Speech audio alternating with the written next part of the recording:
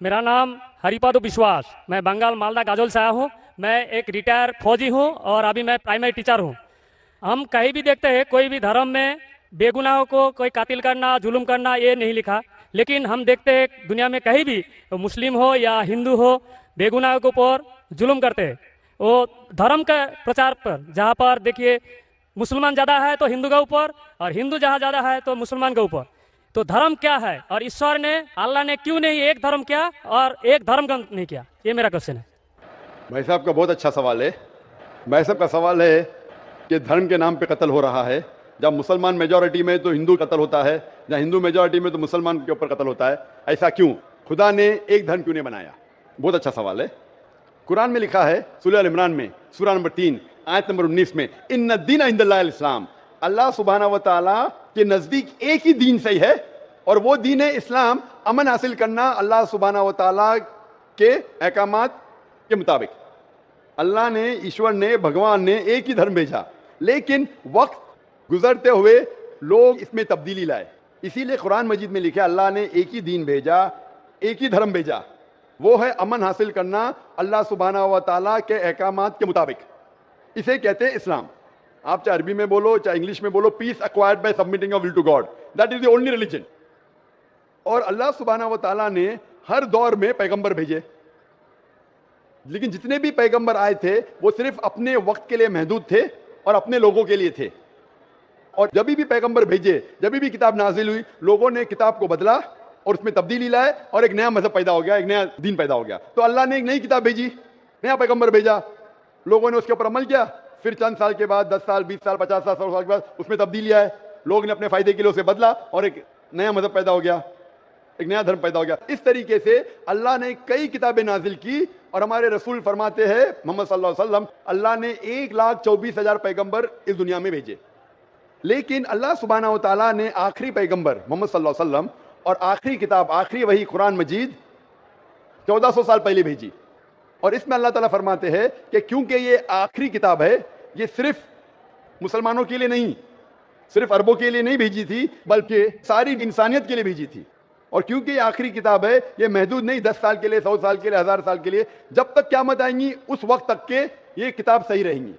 और क्योंकि मोहम्मद सल्लल्लाहु अलैहि वसल्लम आखिरी पैगंबर थे, वो सिर्फ मुसलमान या अरबों के लिए नहीं भेजे गए थे, वो सारी दुनिया के लिए भेजे गए थे।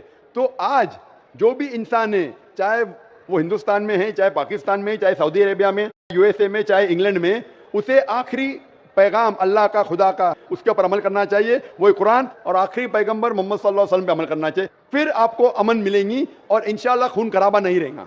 मैं मानता हूं आपकी बात कि अक्सर आप देखते मेजॉरिटी माइनॉरिटी पे जुल्म करता है।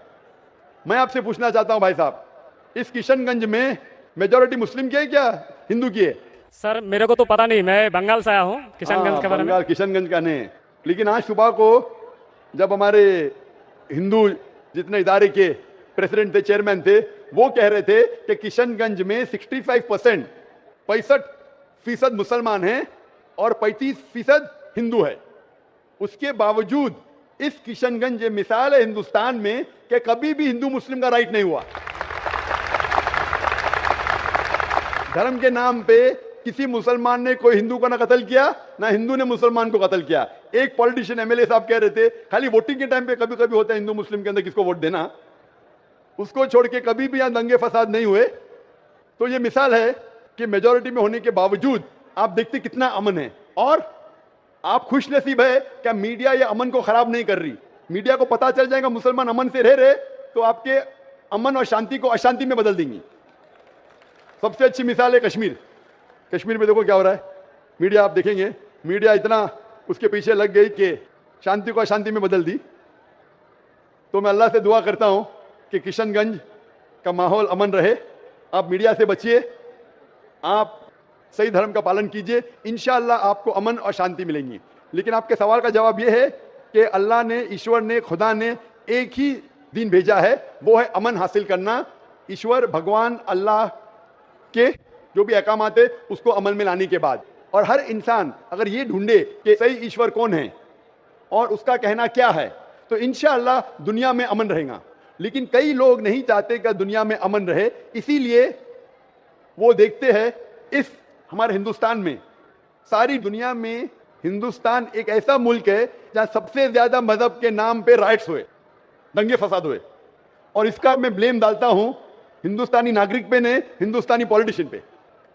क्योंकि अंग्रेज ने हमारे देश को, अंग्रेज आए थे हिंदुस्तान में तिजारत करने के लिए, लेकिन हम पे हुकूमत की। उनकी पॉलिसी थी डिवाइड एंड रूल, हिंदू मुस्लिम को डिवाइड किया और हम पे राज किया। अंग्रेज तो चले गए, अपनी राजनीति छोड़ गए पीछे।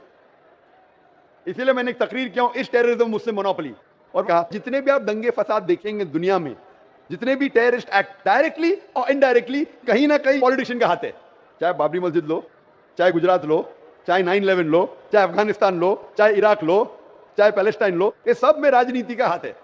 लोग चाहते हैं कि हमारे वोट बैंक में लोग हमें वोट दे, तो सबसे आसान तरीका है कि आपस में लड़ाओ मजहब के नाम पे। नहीं तो आमतौर पे मैं समझता हूं हिंदुस्तानी जो नागरिक है, हिंदू और मुस्लिम, माशाल्लाह आपस में अमन चाहते हैं, आपस में एक दूसरे से प्यार करते हैं।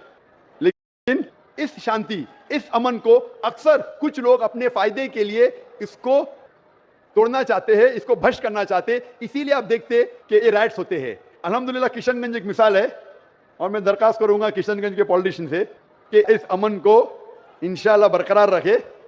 आप हक पे रहो, आपको वोट मिलेगा, यहां नहीं मिलेगा, ऊपर तो सीट मिलेंगी। मैं हमेशा पॉलिटिशियन से कहता हूं आप हक पे जमे रहो, चाहे आपका नुकसान हो। यहां सीट नहीं मिलेंगी, ऊपर तो मिलेंगी। ये सीट तो टेम्परेरी है, ये सीट आपकी दुनिया की टेम्परेरी है। कितने साल जिएंगे आप? 50 साल, 60 साल, 80 साल, कितने साल जिएंगे? ऊपर की तो परमानेंट सीट है ना। ये सीट को छोड़िए, आखिरत की सीट की फिक्र कीजिए। तो इसीलिए जो ईश्वर का पैगाम है, खुदा का पैगाम है, अल्लाह का पैगाम है, हक पे रहिए और हक का साथ दीजिए। चाहे आपको यहाँ सीट मिली या नहीं मिली, आखिरत में तो मिलेंगी और वो हमेशा आपके साथ रहेंगी। Hope that answers the question.